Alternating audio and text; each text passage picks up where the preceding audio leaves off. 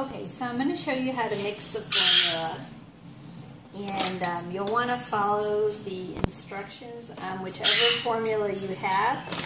I have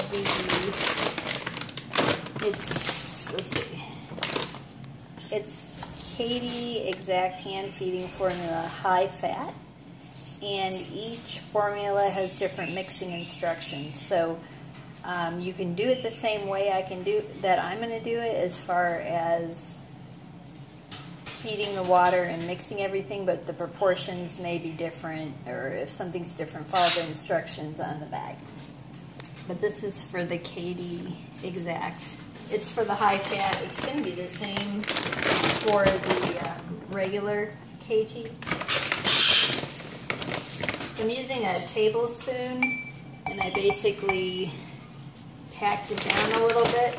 Just push it up against the side of the bag, trying to get a level tablespoon. So I did 2 tablespoons. And then over here, I have a cup, and it has cold tap water in it. It's important to use the cold because hot tap water, just the way it's stored, can tend to have more bacteria in it than cold tap water. So you'll want to use cold tap water. And then I've boiled some water here with an electric kettle. The reason I boiled it is to sanitize the syringe. So you want to have your syringe, have it taken apart, and have it clean. You can wash it with soap and water each time you use it.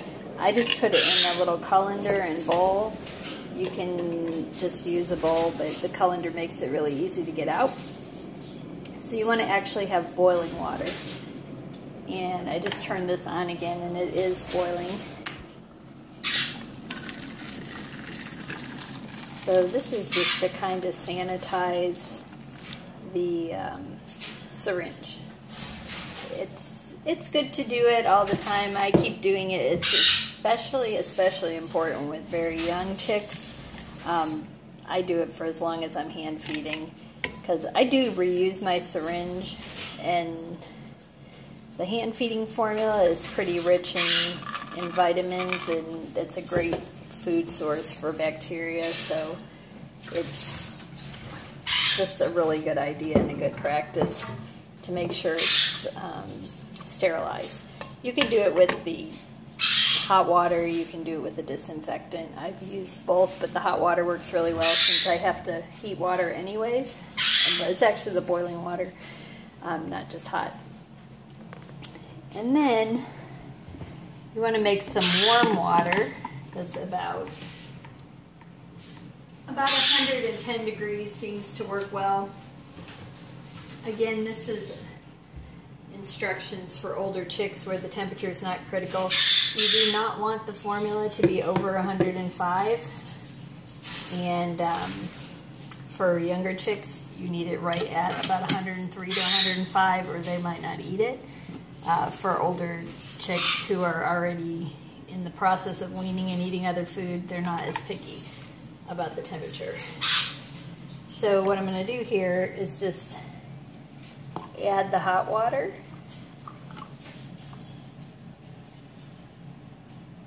And just keep adding hot water until it gets to the temperature that I want.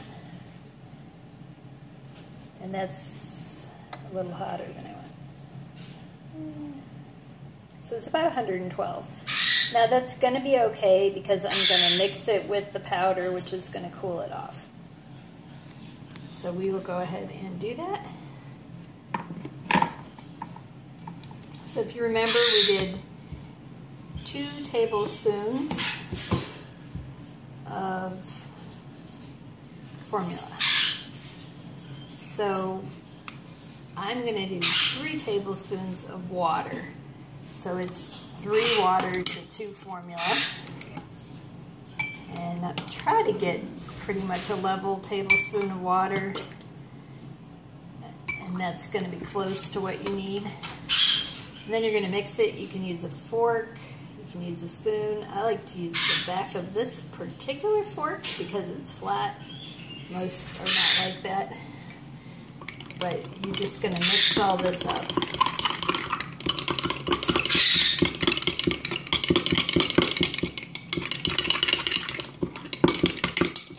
Make sure you get all the powder mixed in with the water. You don't want it sticking to the sides or to the bottom. And you're going to let it sit there for about a minute. It's going to get thicker than what it looks like now, so it's important to let it sit so that you can adjust the consistency.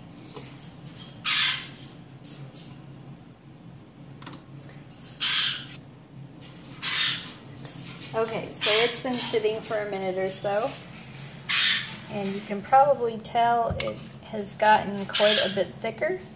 This is a lot thicker than what you want to feed. So the first thing you want to do is just stir it up really vigorously and see if that makes it the right consistency.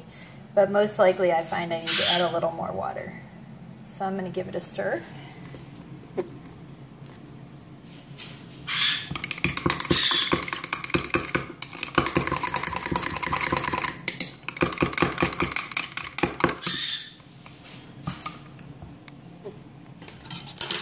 So it's much less grainy, so it's a lot better, but it's still a little thick. I mean, you could feed it this way, but it's much easier if it's just a little bit thinner.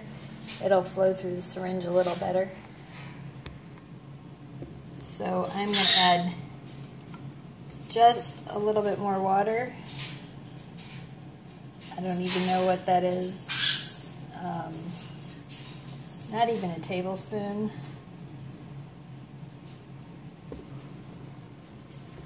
I'm not even going to add all of that.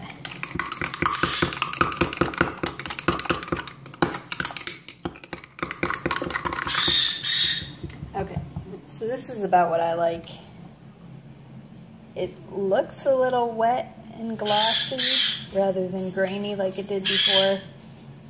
You know, it doesn't run off the spoon. It will drip off and makes kind of little, see how it makes little clumps?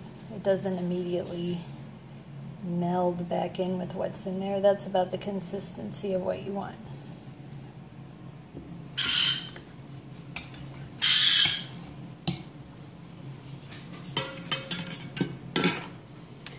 Alright, now we can check the temperature here. Don't touch the side of the container. You want to be right in the center of the formula.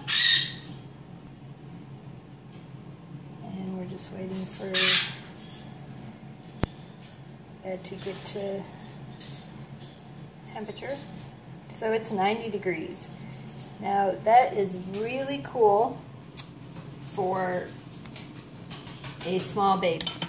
I would not feed that formula to a bird who was not weaning and already eating on her own. It would be too cool and it can cause a lot of problems. So like I said, this video is just for weaning birds who are eating other food on their own. We happen to have one making a lot of noise over there.